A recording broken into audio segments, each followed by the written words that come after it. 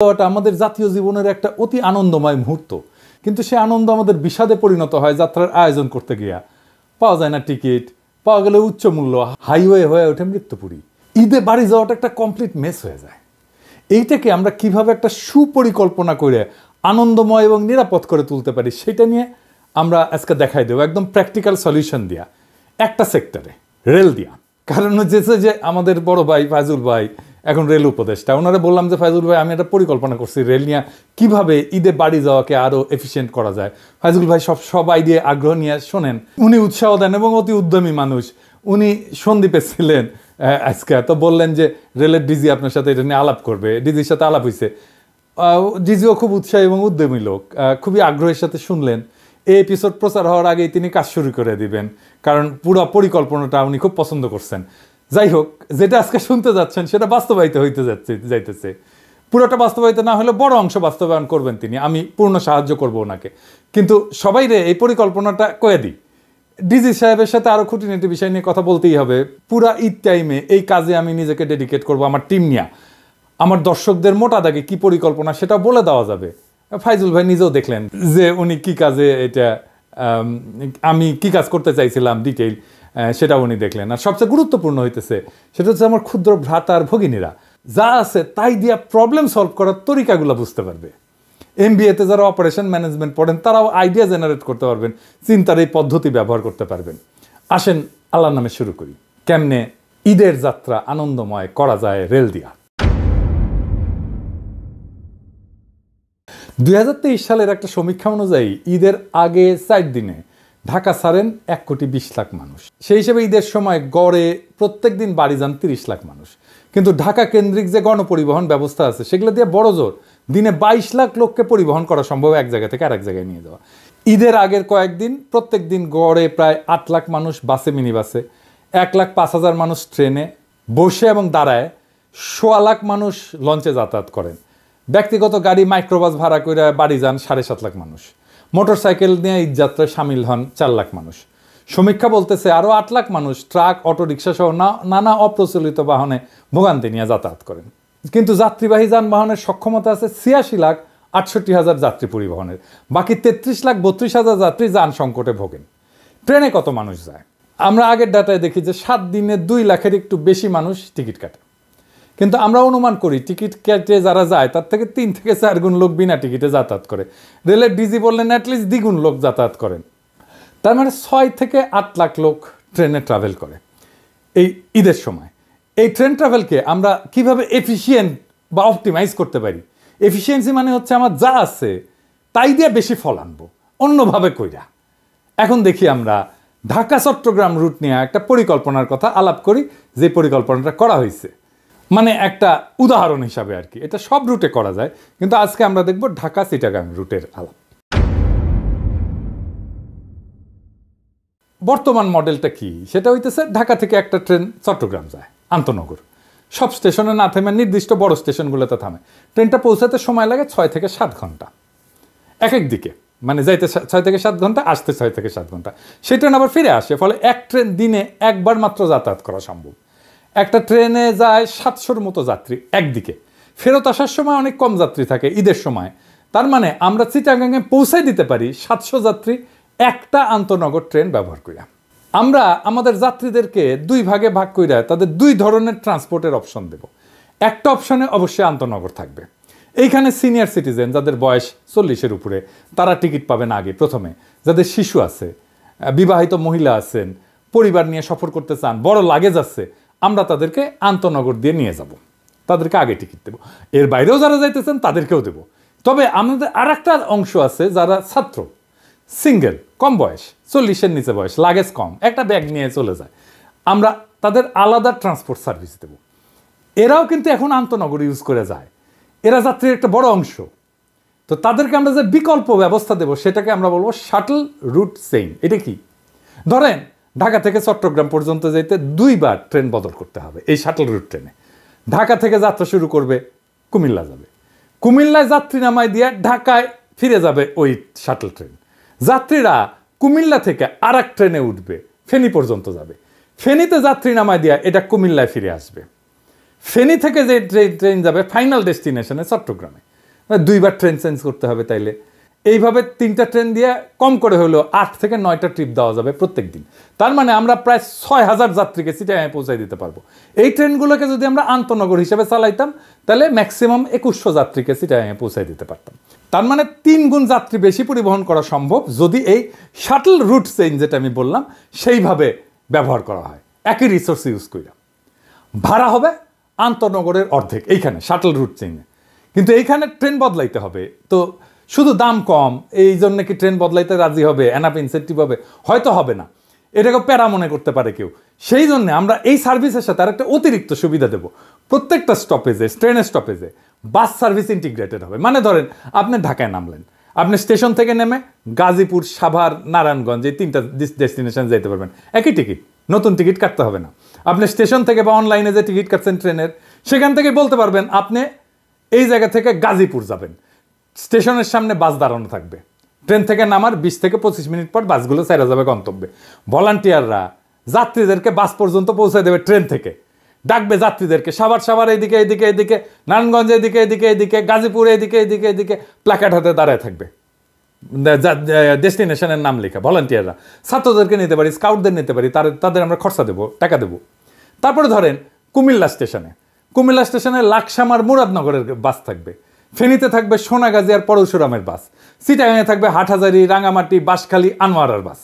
Last স্টপেজগুলোতে আন্তনগরের সাথেও আমরা bus service integrate করে দিতে পারি। মানে আন্তনগরের টিকিট কাটলে এই 4টা ডেস্টিনেশনে যেতে পারবে। এই যে হাতে সময় খুব কম, কিন্তু অনেক কিছুই হয়তো বাস্তবায়ন করা যাবে এই পরিকল্পনায়। আমি কাজ করে দেখানোর মানুষ। বিপ্লব এই সুযোগ আর সম্ভাবনার দুয়ার খুলে দিছে। পরের ঈদে ইনশাল্লাহ আরও সুচারুভাবে কাজটা করতে পারবো। বাংলাদেশের রেলওয়েকে সুপার এফিশিয়েন্ট করে তোলা যাবে যদি আমরা একসাথে এই টিমটা কাজ করতে পারি। আমার ডিজি সাহেবকে খুবই পছন্দ হয়েছে, খুবই মাইডিয়ার লোক। আমরা যদি একসাথে করতে পারি তাহলে অনেক out of the box solution দিয়ে রেলকে আমরা বদলাই দিতে পারবো আমূল। আমাদের পার্টনারশিপ যদি অটুট থাকে। একটা স্যাম্পল তো দেখাইলাম কিভাবে করতে চাই। সরকারের কোনো আলাদা বরাদ্দ লাগবে না। যদি এই কাজটা আমরা রেলের সাথে টিম হিসেবে করে ফেলতে পারি তাহলে ভবিষ্যতে আমরা বাকি কাজগুলোও করতে পারবো। বাংলাদেশ রেলওয়ের পাশে আপনাদের পিনাকি তার টিম নিয়ে কাজ করবে রাত দিন, যেন ঈদের যাত্রা আপনাদের আনন্দময় হয়। রেলওয়ের বন্ধুরা যারা এই কাজ করবেন একসাথে আমার সাথে এই প্রজেক্টে, তাদের বলতেছি it will B a big fun. আমরা একসাথে অসাধারণ অভূতপূর্ব কিছু অর্জন করব, একই সাথে ফান করব, আমরা আনন্দ করব, আনন্দের সাথে এই কাজটা করব। আর যাত্রীরা আপনাদের নির্বিঘ্ন আর আনন্দময় বাড়ি ফেরাকে নিশ্চিত করতে পারলে আমরা আনন্দিত হব। সে আনন্দ হবে তুলনাহীন। আবার এইটা ভাইবেন না যে এটা টাকা করে একটা প্রজেক্ট করেছি, টাকা পয়সা নেবে পিনাকি দাদা অনেক কিছু। না না না, আমি বা আমার টিম এটার সাথে কোনো আর্থিক সংশ্লেষ নাই বা টাকা পয়সা দেবে না আমাদেরকে সরকার কোনো। এটা সম্পূর্ণ স্বেচ্ছাশ্রম, আমাদের ভলান্টারি ওয়ার্ক বাংলাদেশ সরকারের জন্য, বাংলাদেশ রেলের জন্য কমপ্লিটলি ভলান্টারি ওয়ার্ক। এটা পরিষ্কার কইরা দেওয়া ভালো। আমার তো আবার শত্রুর অভাব নাই, কখন আবার কে বইলা বসে যে রেলের সাথে ব্যবসা করিচ্ছে পিনাকি। জি না ভাই, একটা পয়সাও আমরা নিচ্ছি না, আমার টিম নেবে না। আমার সাথে যারা কাজ করবে বেসরকারি পার্টনার যারা, তারা কেউই এই প্রজেক্ট থেকে কোনো পয়সা নেবে না। বা বাংলাদেশ সরকারের সাথে যত কাজই আমরা করি না কেন, কোনোটার সাথেই আমাদের কোনো আর্থিক সংশ্লেষ নেই। আমরা কোথাও থেকে কোনো টাকা পয়সাও নেই না, চাইবও না, দিলেও আমরা নেব না। আমার টাকা পয়সার দরকার নাই, দরকার দেশকে সাহায্য করা, শুধু এইটুকু। এটা বলে দেওয়ার দরকার ছিল, সেই জন্যই বললাম। অন্য মন্ত্রণালয়কে বলি, আপনাদের ভিজিবল কিছু অর্জন দেখাইতে হবে যা মানুষের জীবনকে স্পর্শ করবে। ঠিক যেভাবে মানুষ কম দামে খাদ্যপণ্য পাচ্ছে, এটা আপনাদের দেখাই নাই। কত অল্প টাকায় কত পণ্য, খাদ্যপণ্য আপনারা কিনতে পারেন, এইটা সাহেব দেখান একে একে। এটা কয় টাকা আসবে? 15 টাকা। তাহলে 2.5 কেজি কপি নিলাম আমি 15 টাকা। আচ্ছা, আপনি হাফ কেজি বাগুন দেন। 15 টাকার নিলাম হচ্ছে যে হাফ কেজি বেগুন। আচ্ছা, এটা কত আসবে? 20 টাকা কেজি দেন, 1 কেজি দেন। টমেটো কত করে দেবেন? 2 কেজি 15 টাকা। কত টাকা কেজি বললেন? 15 টাকা কেজি। আমাকে 1 কেজি দেন, হাফ কেজি না, আরে আরেকটা কেজি 60 টাকা। আচ্ছা, আমাকে 1 পোয়া দেন তো। 20 টাকা কেজি পেঁপে, আমরা একটা পেঁপে নিলাম, হাফ কেজির মতো হলো। তাহলে কয় টাকা আসলো? 10 টাকা। ঠিক আছে, 10 টাকা। ভাই এটা কত দিব এটা বলেন? ঠিক আছে, আমরা 130 টাকার মধ্যে আমরা লাউ পেলাম, বাঁধাকপি পেলাম, তারপরে মিষ্টি লাউ পেলাম, বেগুন পেলাম, আমরা পেঁপে পেলাম, করলা পেলাম, গাজর পেলাম, টমেটো পেলাম। ঠিক আছে, আপনাদের তাহলে আমার 150 টাকা লাগলো না, 130 টাকা। আমরা 130 টাকায় এই কয়েকটা বাজার করলাম, এতগুলো বাজার। দেখি 150 টাকা ফিল আপ করতে 150 থেকে 200-র মধ্যে বাজার করব। আমার এখনো পেঁয়াজ এবং হচ্ছে যে আলুই বাকি আছে।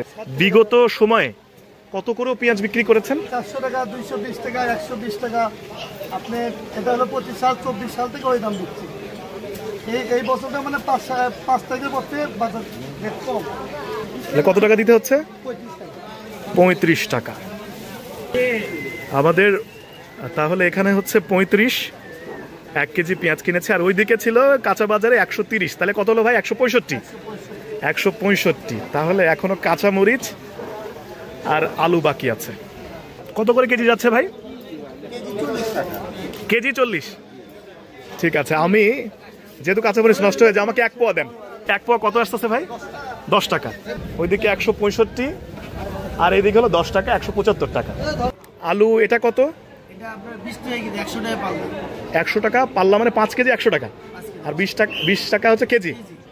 আচ্ছা, আর এই যে আমাদের বগুড়ার, এটাকে আমরা বলছি ফাটা পাকড়ি আলু। এই পাকড়ি আলু কত ভাই? 120 টাকা, 24 টাকা।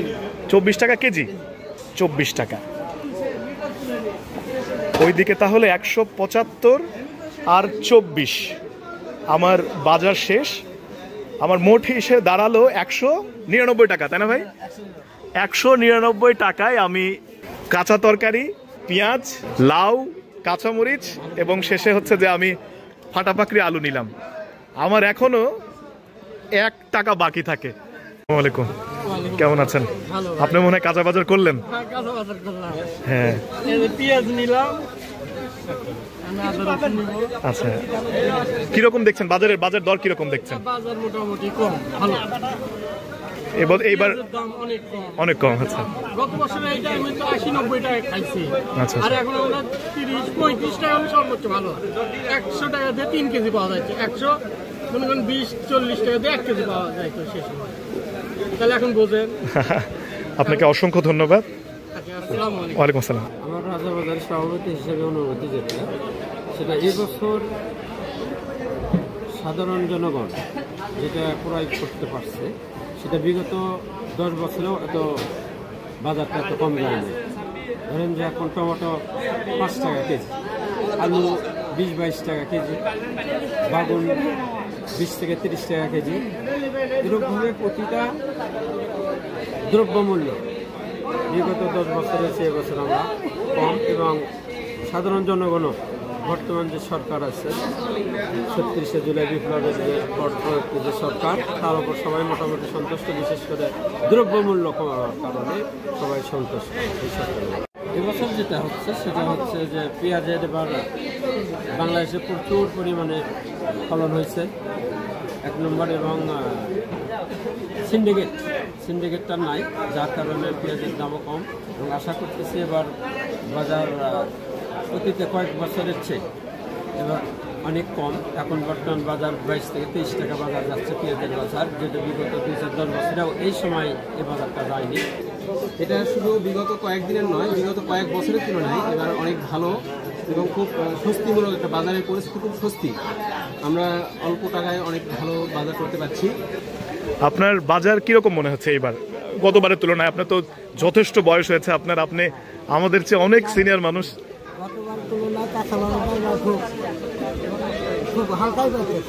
জি জি জি। তা আপনার কি মনে হয় যে সরকার কি পারছে বাজার নিয়ন্ত্রণ করতে?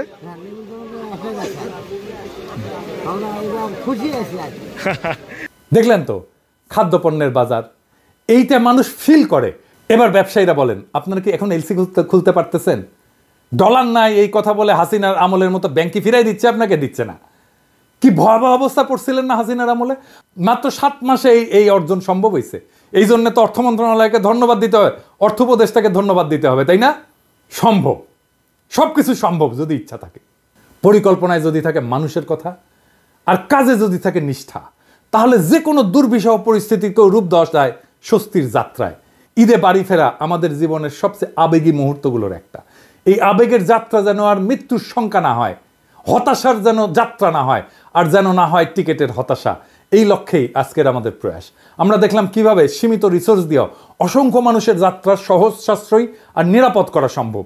শুধু আন্তনগর ট্রেন না, শাটল রুট চেইন এই নামের যে নতুন সম্ভাবনার দ্বার আজকে উন্মোচিত হইল, যেখানে গতি, স্বস্তি আর সংযুক্তি মিলেমিশে এক নতুন ট্রান্সপোর্ট মডেল গড়ে উঠতে পারে। এটা কেবল একটা পরিকল্পনা না, এটা হচ্ছে এক ধরনের নাগরিক দায়িত্ববোধের বাস্তব অনুশীলন। সরকার, রেল কর্তৃপক্ষ এবং জনগণের অংশগ্রহণের মাধ্যমে এটা হয়ে উঠতে পারে এক যুগান্তকারী উদাহরণ, যেখানে উন্নয়ন হবে সবার হাত ধরে, আর আনন্দ ছড়ায় যাবে শহর থেকে গ্রামে, স্টেশন থেকে বাড়ির দোরগোড়ায়। আমরা আশাবাদী, আমরা প্রস্তুত। এখন প্রয়োজন একটুখানি সাহস, একটুখানি সমন্বয়, আর বাকিটা হয়ে যাবে ইতিহাস। চলেন এই ঈদে বদলাই দৃশ্যপট, বদলাই যাত্রার গল্প, বদলাই বাংলাদেশের রেলওয়ের ভবিষ্যৎ। এই গল্প বদলের শুরু সেই জুলাইয়ে, সেই মহেন্দ্রক্ষণে জাতি যখন এক প্রাণ হয়ে জেগে উঠছিল। সেই জুলাইয়ের প্রেরণায় আমরা দেশ